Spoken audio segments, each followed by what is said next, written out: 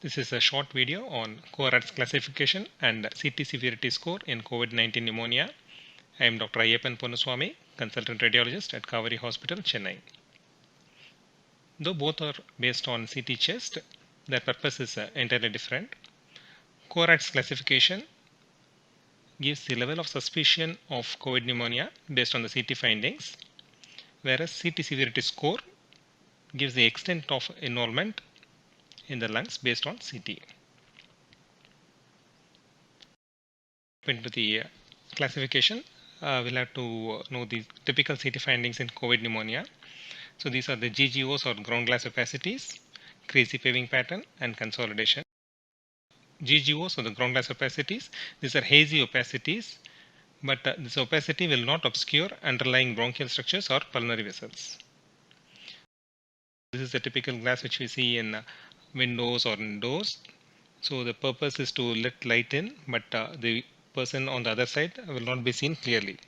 So we have this ground glass opacities in the lungs. So these are the ground glass opacities, and this is the area of normal lung. So when we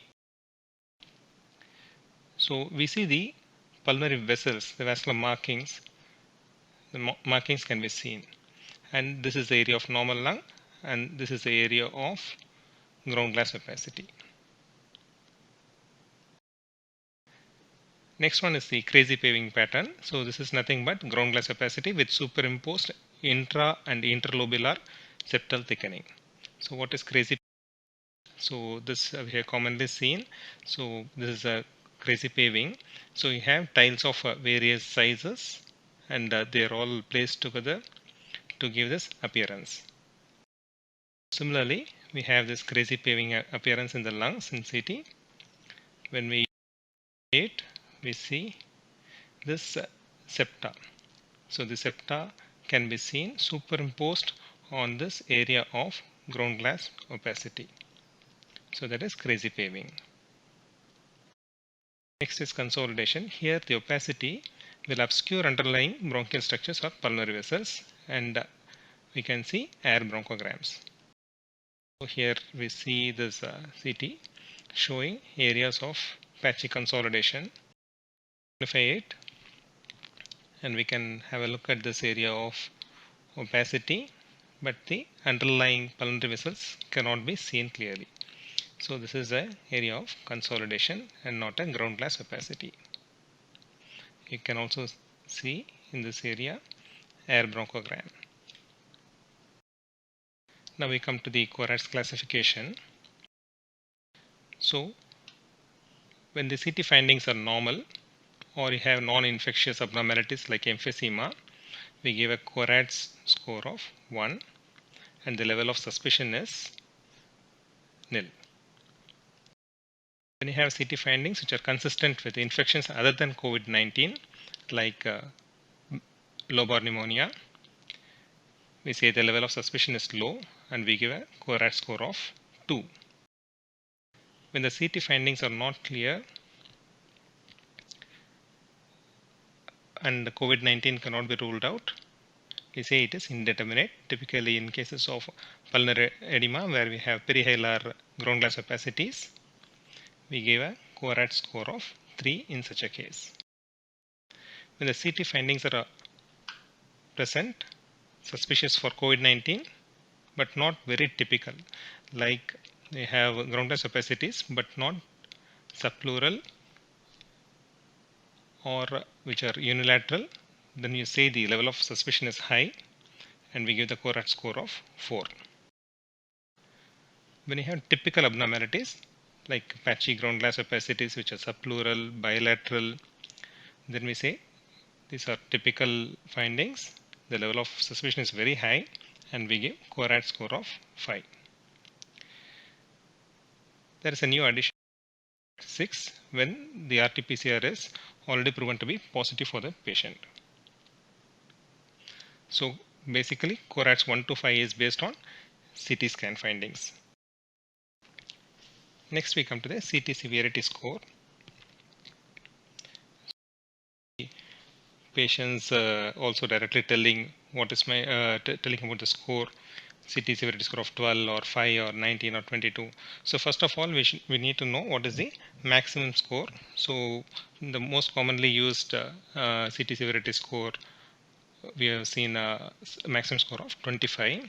There is one more method by which people are calculating where the maximum score is 40. So we need to first verify this. This is a semi-quantitative scoring. Estimates pulmonary involvement in COVID-19 related abnormality from 0, where there is no involvement, or to 25, maximum involvement. So basic anatomy. So 2 lungs. We have 3 lobes on right side and 2 lobes on the left side.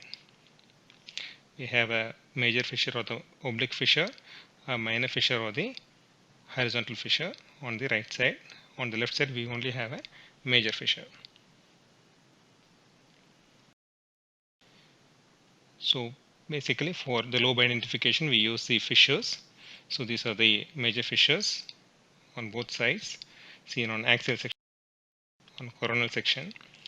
But the minor fissure will be a bit difficult to see on these sections. The sagittal section, we can see this is a major fissure and this is a minor fissure. So lower lobe, upper lobe, middle lobe. So this is essential for the calculation of CT severity index. So CT severity score, how to calculate? So for each lobe, we calculate the scores, and when the lung involvement is absent, we give 0. If it is less than 5%, we give 1. 5 to 25, we give 2. 25 to 50, we give 3. 50 to 75, we give 4. And if it is more than 75, we give 5. CT chest, we give 0. And then we scroll the images, and for each lobe, we try to find out the amount of lung involvement. If it is less than 5%, now 1, and in this case it looks like 5 to 25%, we give 2, but we need to scroll and see the entire lobe. And if there is doubt, we use coronal images. And this is a case with severe lung involvement more than 75%, so we give a score of 5. So this is done for each lobe, and then finally we add them all together. So maximum score will be 5 into 5, that is 25. This is an example case where in every lobe we have patchy ground glass opacities less than 5%. So on the right side, the 3 lobes, and left side 2 lobes, everywhere it is less than 5% in each lobe. So for each lobe we give a score of 1, totaling 5 out of a maximum score of 25. But one important thing we need to note here is that in each of these lobes, the involvement is less than 5%, and totally it may be less than 5%, but the score is 5. So some people think that 5 out of 25 is 20% and say that overall lung involvement is 20%, which is wrong.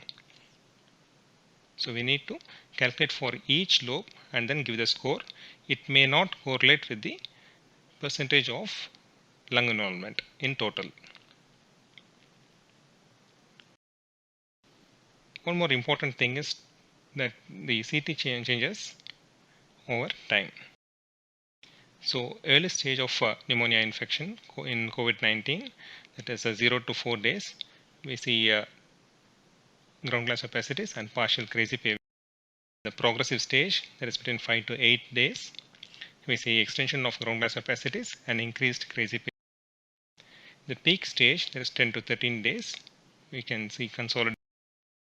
And in the late stage, the absorption stage, more than 14 days or 2 weeks, we see gradual resolution. The findings which can be seen in this stage or subpleural bands or fibrosis. So this is a normal CT axial section.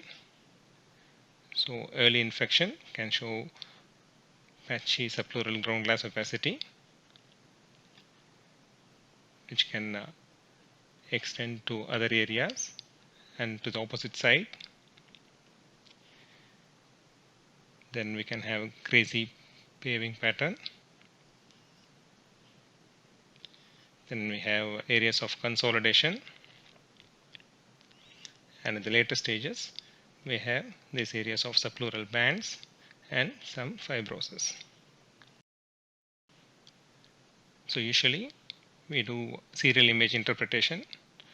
We look at serial images of the chest, cranial to caudal, look at every lobe, try to find the score of each lobe and then finally add it. Now we also use this volume image interpretation.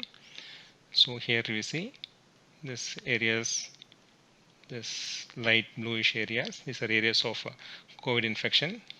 You see patches on both sides. So with the volume image interpretation, it is much easier to note the findings. So the typical findings are ground glass opacities, which are subpleural, that is peripheral and bilateral, crazy paving pattern, and then we saw about squareheads 1 to 5, and 6 squarehead 6 is for RT-PCR positive patients. CT severity score giving the extent of COVID pneumonia from 0 to 25 maximum. In some studies, CT severity score is up to 40, so we need to be careful. So we usually give a score like 5 out of 25 or 10 out of 25. So the maximum one should also be mentioned. And we also saw that the CT findings change over time.